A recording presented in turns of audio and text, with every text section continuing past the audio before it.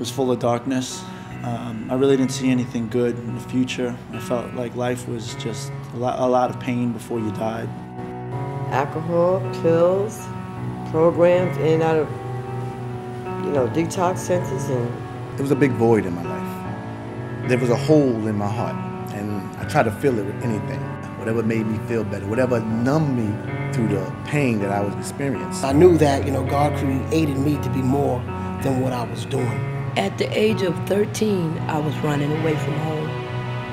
I never really think that I was worth loving because I always thought I was so bad.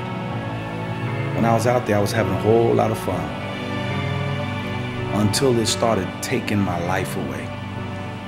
And it started robbing me from my family to the point that people didn't want to be bothered with me.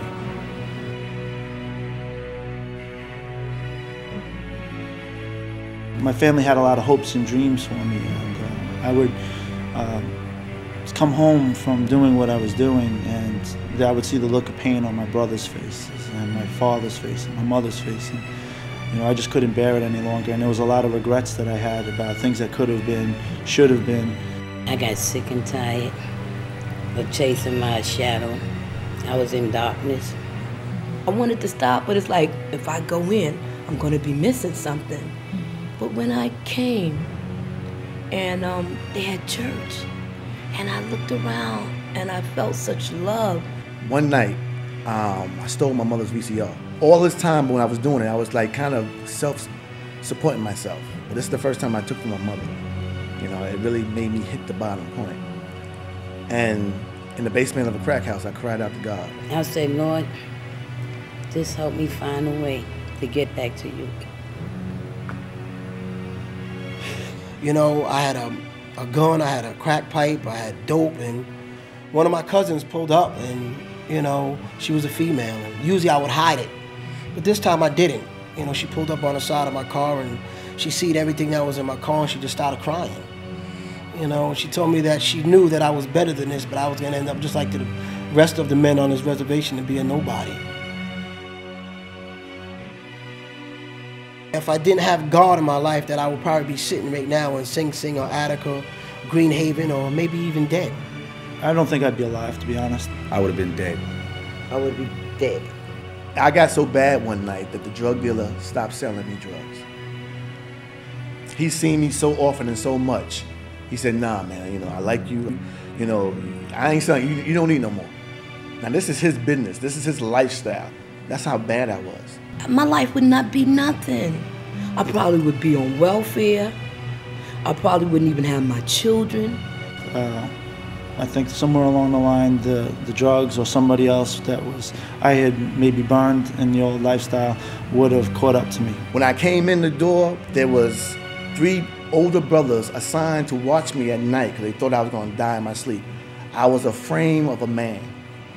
I must have been about 120 pounds, soaking wet. My heart was really literally broken, and I knew I needed God in my life. You're looking at a guy that was living on the streets. You're looking at a guy that was homeless. You're looking at a guy that was strung out on crack, cocaine, anything I could get my hands on to get high off of. Eating out of garbage cans, waiting on McDonald's to throw away hamburgers. God has given me a passion for people that was in the same shape that I was in.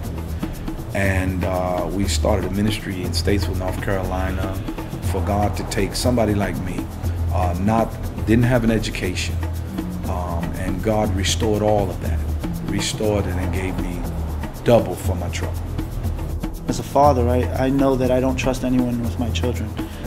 It has to be somebody special. And that's the way that I see it. God sees something in me that I can be trusted with the thing that's most precious to him, and that's his children. A lot of times we want love, but we gotta give it. I just didn't know how. I didn't know how, but they taught me, and they didn't tell me. They taught me by doing. Before Christ, it was just existing. With Christ, there's living. I'm living my life now because he's just ordered my footsteps. He's directed me. I didn't know what it was to feel normal, but it feels wonderful to feel normal. You know, I'm a pastor. I pastor on a reservation. As I have a beautiful wife. We own our own home. We don't rent a home. We own our own home. There is a light after that tunnel. There is a light. I thank you, God. The world needs to know that Jesus Christ is real.